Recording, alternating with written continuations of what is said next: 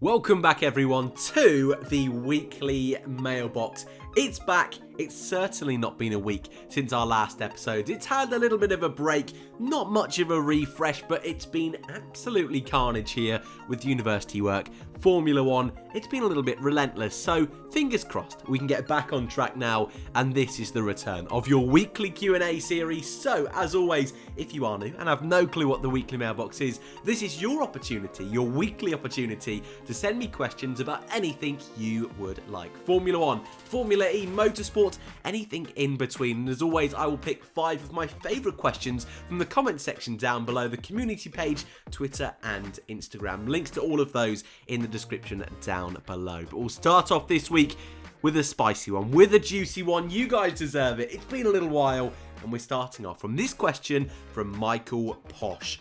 What are your top 5 drivers of 2020 until now? Thank you, Michael, for your question. And what a tasty one it is to start off today's mailbox. I've had a bit of a brainstorm trying to narrow down 5, and it's difficult. It's certainly more difficult than I initially thought when I chose this question. And also, I'd love to know your top 5 in the comment section down below. I didn't want to leave this for audience participation because I thought it'd be fun to think through our answers properly. And my list is longer than 5. So there's going to be some people that are not happy with the final 5. No particular order. First up is Pierre Gasly. He's got to be in the list. Race winner this year, 1 point behind Alex Albon in the driver's standings, P5 last time out, P6 the previous race in Germany. He smashed it this year just from that one overtake on Sergio Perez up Eau Rouge earlier on in the season. That alone pretty much puts him a spot on this list, but all of the other accolades he's had, he's been incredible this year. My driver of the season so far in 2020. I'm also going to put Charles Leclerc on the list. The way he is dominating Sebastian Vettel this year is ridiculous. The way he is dragging that dog of a Ferrari to some ridiculous results. He's even scored 2 podiums this season, a P2 in the first race of the season, and also a 3rd place in that carnage Grand Prix where everyone's tyres were exploding at Silverstone. He's been able to get the best out of that car. So certainly, Leclerc is on the list. Daniel Ricciardo, I think, is driving as good as he ever has driven in Formula One. Currently sits 4th in the driver's standings, a comfortable 5 points in front of Leclerc, 6 points in front of Sergio Perez, 10 in front of Lando Norris. Last weekend, perhaps not his best, but the weekend before, finally getting that podium for Renault. And overall this year, he's just been super duper consistent. Reliability doesn't seem to be as much of an issue for Renault this year, but Ricciardo's driving, almost faultless. And when you also consider that race is like right at the beginning of the year, in the Austrian Grand Prix, the very first race, that carnage Grand Prix, he retired with a reliability issue. Could be even higher in the driver's standing. So yeah, Ricciardo number 3 on my list. And the final 2 places is where it starts to get difficult. I'm going with Sergio Perez. Has scored points in every single race he's finished.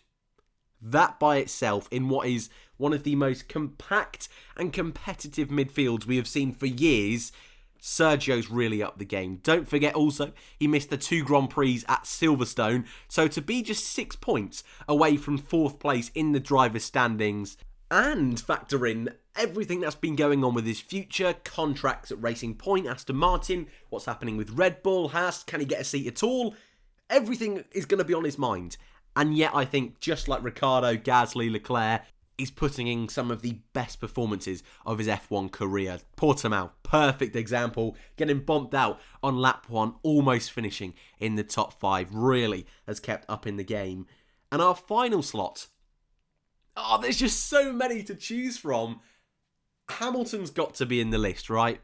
He's got to be. Record breaker this year. Most amount of victories in Formula One history. He's missed out on just 4 race victories. He's been on the front row every race. Has been out qualified only 3 times. So he's got every single pole position bar 3. And I think that's going to have to be my list. Leclerc, Gasly, Ricciardo, Perez, Hamilton. I'm missing out on Max Verstappen. which feels wrong. He's got a podium in every race he's finished. But that's what he should be doing, I guess, in that Red Bull. I feel we've not seen the proper, real feisty Verstappen. Oh, but we have. Oh, he's going to have to miss out. He's going to have to miss out. Norris has been brilliant again this year. Hulkenberg. Hulkenberg should be on this list, considering the amount of running he's had and the results he's got. But no, I'm sticking with my list. Leclerc, Gasly, Ricciardo, Perez, Hamilton. Let me know yours in the comments down below. Question number 2 comes from Aditya Bahat. What are the possibilities of George Russell not getting a seat next year now that Sergio Perez is rumoured to join Williams and Nikita Mazepin might join Haas? All of the questions this week I've kind of combined with last week's episode, which I'm calling the Ghost episode, because we spoke a lot about the future of Grosjean, Magnussen. The video didn't upload very quick, and then we found out that they both are not staying. So last week's Ghost episode never happened. But this question I still wanted to keep in, and I've refreshed my answer a little bit. So the possibilities of George Russell not getting a seat, I think it's not out of the realms of possibility. I think Perez would be a great fit for Red Bull. I think Nikita Mazepin, like you said in your question, I think that's practically a done deal now at Haas. So it's all going to depend on what happens with Sergio. And I think if he doesn't get that Red Bull seat, Williams is his next best option. There is a long-term project at Williams. They are clearly going forwards, or at least they have gone forward this year, whereas Haas and Alfa Romeo appear to, have gone backwards. Williams, realistically, are only going to be able to get one more season out of George Russell, whereas if they sign up Sergio Perez now, a driver like Perez's standards is not going to be on the market every single year. If they can sign Checo up now, they've got a driver they can keep in that car and depend on for what? 5 or 6 more years, maybe even a little bit more, depending on how long Perez wants to stay in F1, how good Williams are doing. So, from a Williams standpoint, yes, they're missing out on Russell. Yes, that's going to be painful seeing him leave the grid. But from a Williams standpoint, I totally get it. What are the possibilities George gets a seat elsewhere? The options are running out. Aston Martin, they're sorted. They're the only other real team with Mercedes links. McLaren, they're going to get Mercedes engines next year, but they're sorted with their 2 drivers. Maybe Mercedes, if Hamilton retires, there's an easy shoe-in for George Russell to go there, but I don't see that happening. Could they move out Bottas? It's going to cost them a lot of money, but we've seen already this year Perez get moved out even though he had a contract. In this situation, Russell has a contract and he would have been moved out. So if it's going to happen any year, might as well be this year. Mercedes have been very open that they will give him a seat, whether it's a race seat or a reserve driver seat, somewhere in Formula 1, most likely a reserve driver seat you would expect at Mercedes. But what about a swap deal? Why not try and get in touch with Red Bull and say, look, George hasn't got a seat next year, maybe he can go alongside Verstappen, something like that. Again, unlikely. So I think Red Bull would be sensible to pick up Sergio Perez or Hulkenberg. If not, I think, we've got a real possibility of losing George Russell next year, which will be a huge shame. But from a Williams point of view, I hate saying it, but I get it. I understand it. Financially, it makes sense. Severing ties a little bit with Mercedes, not perhaps the best strategy, but I think even they will understand. When Perez is on the market, George has only got a 1 year left on his deal. It makes sense. Question number 3 comes from Mr. Boons, but can I just say, there were so many of you, a couple of you with this exact same question, no clue which one of you posted it first, but so many of you asking not only about Pierre Gasly, AlphaTauri, but Albon and who's going to be in that second seat. So, now that Pierre Gasly is confirmed at AlphaTauri for next season, who do you think will be his teammate? Will it be Albon or will it be a junior? Thank you, all of you, for your questions about Gasly. Yesterday, I was super busy, so I wasn't able to get out a video talking about the news that, yes, Pierre Gasly will be staying at AlphaTauri for next year. And can I just say, that is brilliant. Brilliant for AlphaTauri because they've got a fantastic driver in some incredible form. And I think brilliant for Gasly as well, just giving him that bit of security. He's the driver to take this team forward. It would have been great to see him in a Red Bull, but it would have been awful to see that form and that confidence he's built up in 2020 lost. So an extra year at AlphaTauri, I think is going to do him wonders. I'm very happy with this decision. Who goes alongside him? That's the real kicker, because Lawrence Barretto pointed this out in Formula One's video yesterday. The fact that they've announced Gasly, but not Danny Kvyat, suggests it's not going to be Danny Kvyat, or else they would have announced both drivers at the same time. So Danny Kvyat, I think, is in a little bit of hot water in terms of a seat next year. That leaves two candidates. Yuki Tsunoda in Formula 2, who has been brilliant this year, the best rookie in the field along with Robert Schwartzman, and Alex Albon. And I really can't pick, because, again, it would be great to see Albon bounce back and really start to kick on at Red Bull. It just hasn't happened. And that confidence that we saw when he first joined last year at Spa, at Monza, it's gone. And I feel something quite drastic needs to happen to Alex, a little bit like we saw with Gasly, to give him that bit of confidence again and rebuild him into a better driver. So I would love to see Alex at AlphaTauri alongside Gasly, let them fight it out, and give both drivers a proper chance to develop, rather than throwing them in at the deep end at Red Bull up against Max Verstappen before they even learned Formula 1. I don't think that's a terrible idea. But the issue is Tsunoda. The issue is that Tsunoda has done so well this year. He's still within a chance of winning the Drivers' Championship. Helmut Marko said right at the beginning of the year, if Tsunoda gets top 4 in Formula 2, he's going to get the AlphaTauri seat. And at the moment, it looks like he's getting top 4. In an ideal world, I believe Red Bull should take either Hülkenberg or Perez. I think Albon should go back to AlphaTauri for 1 year. Tsunoda 1 more year in F2. That way you can see just how good is Alex Albon. Double check that, yes, Tsunoda really is the real deal. And then make another switch in 2022. That's what I would do in Red Bull's shoes.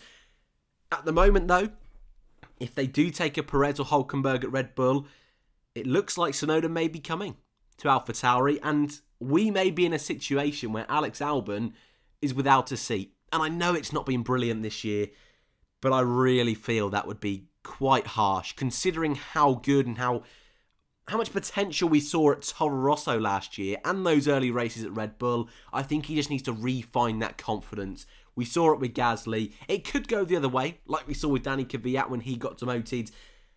But I think there's still hope there for Albon.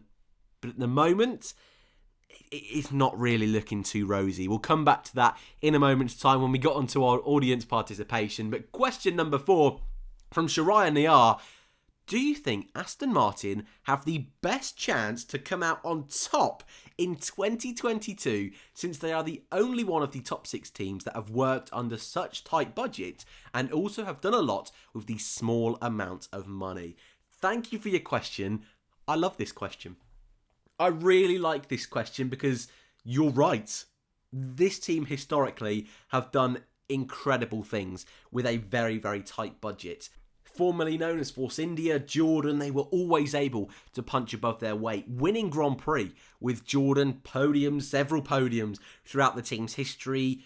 Won this year with Racing Point. Sergio Perez, surprisingly, not on the podium just yet, but wouldn't surprise me if we saw him at least up there once before the season ends up. And now the team does have money behind it.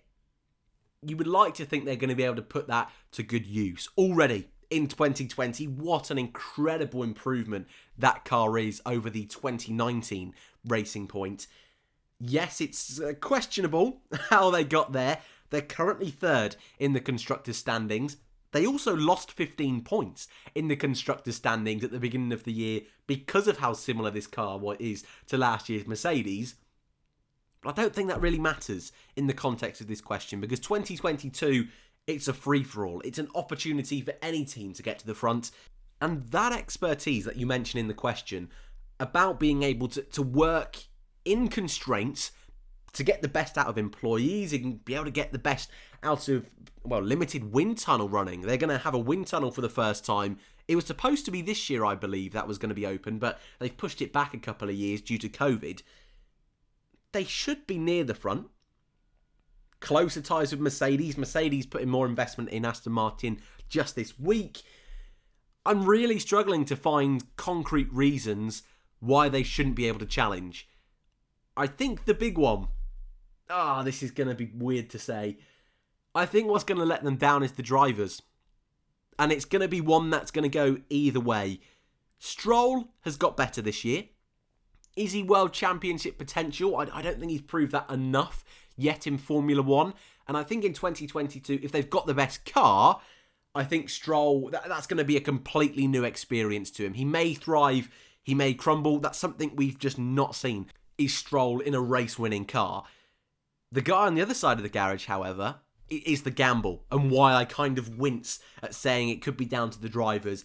Because if we do indeed see Sebastian Vettel go back to the Vettel we saw, well, only a couple of years ago at Ferrari, but the Vettel we saw at Red Bull, which I think could be a real possibility, we could see Vettel and Hamilton fight it out for the title again.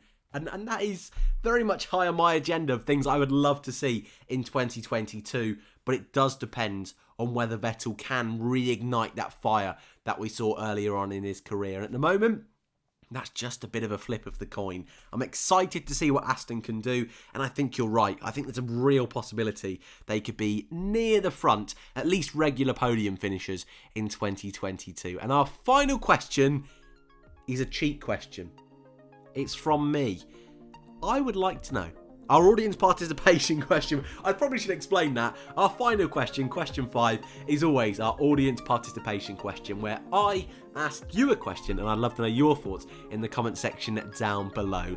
And my question to you is, what are your final F1 2021 driver lineup predictions? There's a lot to get through, so if you could leave a comment with all the teams, all the lineups, that would be lovely.